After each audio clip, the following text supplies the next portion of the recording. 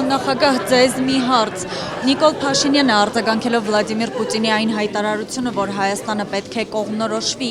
ԵԱՏՄ թե Եվրամիություն եւ այդ պարագայում նոր հնարավոր կլինի գնալ քաղաքակիրթ ապահարզանի, պատասխանել է, որ քանի դեռ անհրաժեշտություն չի լինի, Հայաստանն ինքը կորոշի դուրս գալ ԵԱՏՄ-ից թե դուրս չգալ։ Ըստ ձեզ ի վերջո ով է որոշողը, արդյոք Փաշինյանը եւ արդյոք հունիսի 7-ը կարող է լինել նաեւ այս որոշման օրը։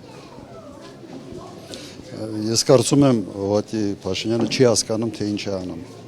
Ինչպես չէր հասկանում 18 թվականից մինչև 20 թվականի պատերազմը, թե ինչ է անում եւ արդյունքում հրահարեց պատերազմ,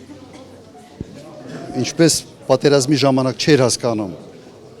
թե ոնց է պետք կռվել եւ կազմակերպել ընդհանրապես այդ պատերազմը եւ պարտվեց, նույնպես հիմա չի հասկանում, թե ինչ է անում։ Ոչ չի հասկանում։